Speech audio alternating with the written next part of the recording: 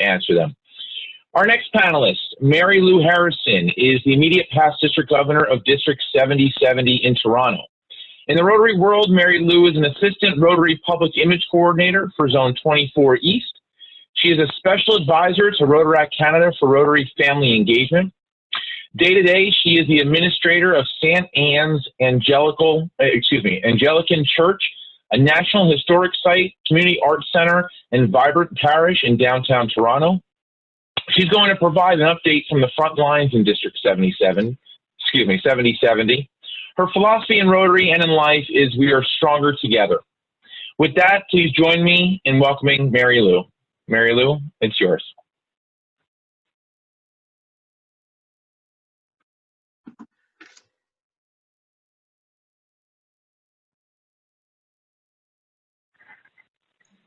All right, there. I think I can both be seen and heard.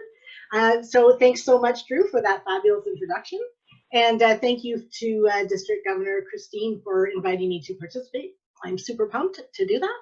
And I'd like to give a special shout out to Dr. Fazia Albi, who is a member of the Rotary Club of Airdrie, Alberta, because she and I and a new member of my club, Dr. Mosina Chafada, are working together on a project for a COVID-19 virtual health care center, which is a project at Humanity Auxilium. So it's a nice partnership between two districts.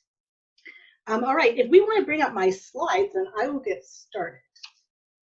Because Rotary Crushing the Curve in District 7070 has many, many components. And in order for me to share the things that I'd like to share with you and not talk too quickly, I'm going to get started.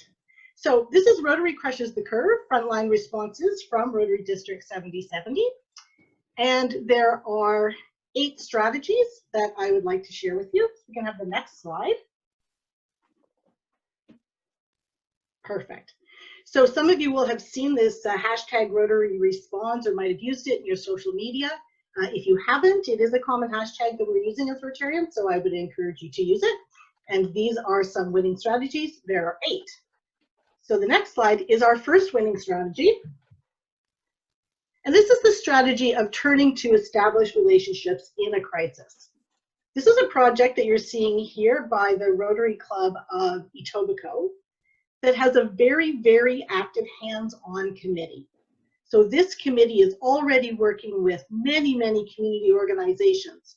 So when the COVID-19 crisis hit, they had the history, the trust, and the street cred, if you will, to work with their partners. So they're distributing meals, treats, and all kinds of necessary items to local shelters and community partners, some of which they would not be able to do if there wasn't the level of trust already established from previous relationships. All right, let's move on to strategy number 2. Sometimes it's an awesome strategy to use the wheel that somebody else invented. So in the first slide, we saw the work being done by the Rotary Club of Etobicoke. The Rotary Club of Toronto West, which is the same western part of Toronto, saw the good work being done and said, we can bake cookies and muffins too. So they involved their sponsored Interact clubs and their sponsored Rotaract clubs, and everybody got busy baking in a safe and socially distant kind of way. And you can see there in the pictures some of the products that were produced by the Interactors, Rotaractors, and members of the Rotary Club of Toronto West.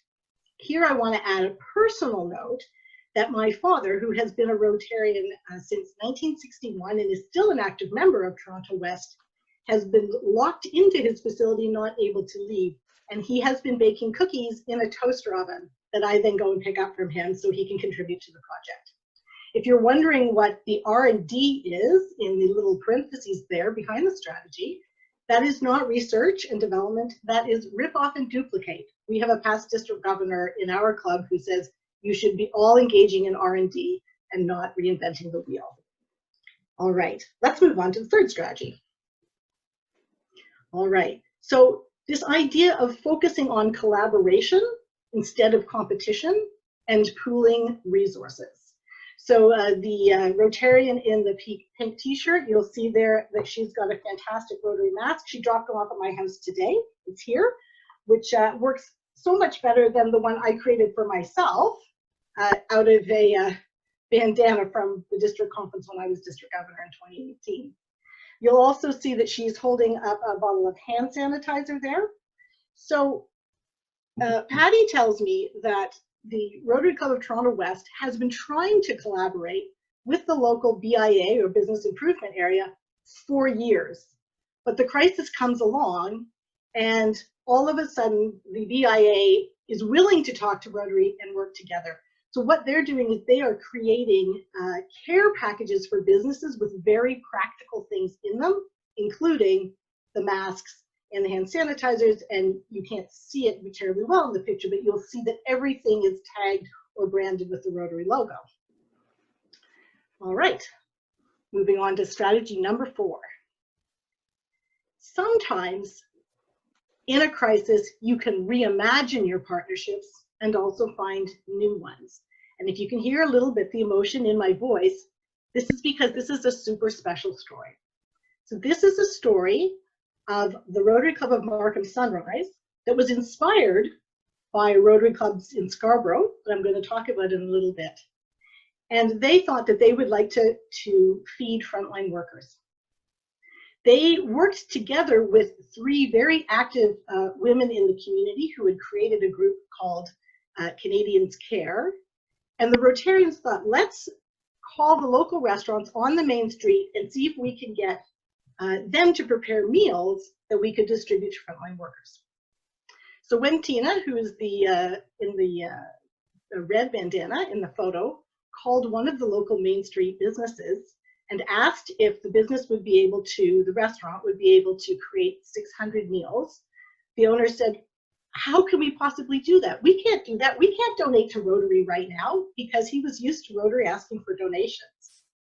When Tina said to him, oh, sorry, no. We want to pay you $15 a meal for the 600 meals, he started to cry. He said, now our business can be open for another month. And in fact, this project has kept at least 3 local restaurants in Markham open for the past 2.5 months. So that's pretty exciting. All right, and then we're going to move on to strategy number 5, which is personally one of my favorites, and anyone who's a member of Rotaract Canada could expect this to be the case. And that strategy is rely on Rotaractors to get the job done. So the GTA Rotaract Connect Club is an online, primarily, club in our district. And what they decided to do was to create a project called Small Acts of Rotary Kindness.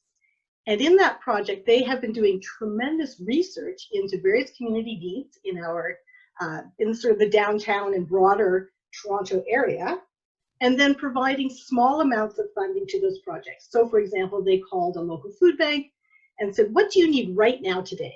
And the food bank said, we need pasta sauce because someone just dropped off a pallet full of pasta and we need pasta sauce. So a member of the committee got organized $100 worth of pasta sauce. But it has involved so many projects. To date, the Small Acts of Rotary Kindness project has involved 25 individuals from 2 Rotaract clubs and 6 Rotary clubs, and about 400 hours has been spent so far. $4,100 has been raised, $2,000 has been spent, and 14 organizations in the Greater Toronto Area have been helped with things like PPE, games and activities for seniors, food, as well as 200 masks created by the team. And this leads into the next strategy, which is also inspired by the GTA Rotaract Connect group and the Small Acts of Rotary Kindness project, which is be kind and thank everyone you can. So the right-hand side is an image of some of the 200 masks made by members of Rotary and Rotaract involved in the project. And the other is one small example of the kind of thank you note created as a digital thank you note, but also able to be reproduced in print, that is given to an organization along with the donation.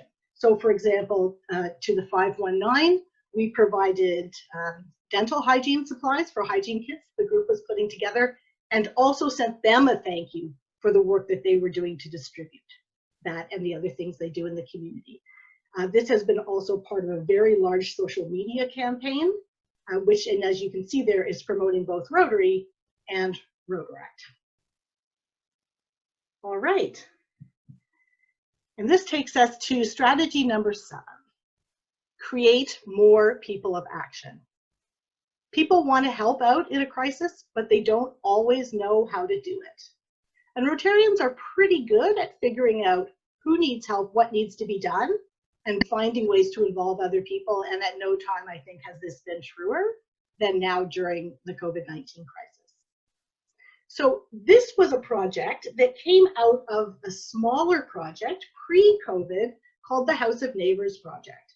And the young man on the right-hand side of your screen, his name is Mohammed Moyadeen, and he has been a charter president of a Rotaract club, and most recently also joined as a charter member, the Rotary Club of Toronto Beaches.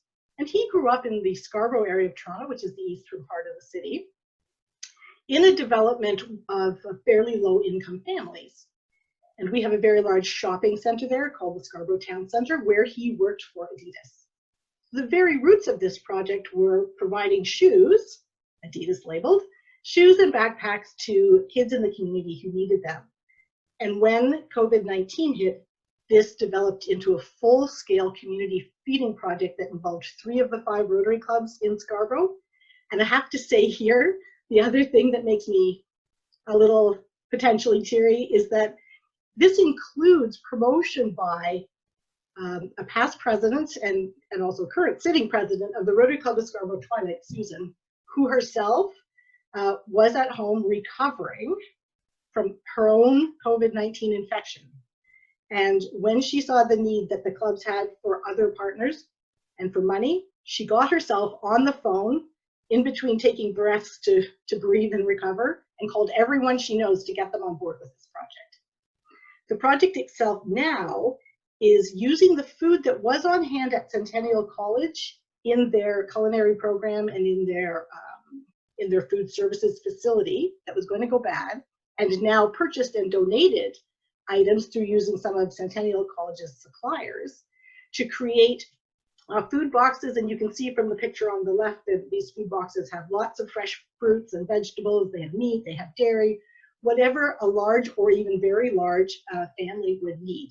So they've been distributing these. It's quite exciting to know that this project is already talking about how they're going to continue to work post-COVID-19 when we get to that point. All right, so, and this brings me to the very last point, and I'm sure that you all have many more winning strategies. It was hard for me to decide which ones to focus on, but this is the last one. The Rotary Foundation. Promote the Rotary Foundation. We've just created this graphic. I'd be happy to share it. So as some of you may have done, our district grant program, we now have COVID-19 grants. So we're trying to brand our grants with this thank you to the Rotary Foundation so people get to know what it is. And we'll just move to the last slide. So Rotary is certainly crushing the curve for COVID-19, but given what I have now heard from what your district is doing, and just knowing what's happening in District 7070, we're also crushing food insecurity, social isolation, economic distress, unequal access to things like technology for students, and membership engagement. Any club I feel that has a COVID-19 project or projects on the go is not having an issue with member engagement right now. So does Rotary respond? It really does. Thank you to everyone who's doing such a great job, and thanks for having me. Mary Lou, on behalf of everyone both attending this meeting and those you are helping, thank you. Very much appreciated.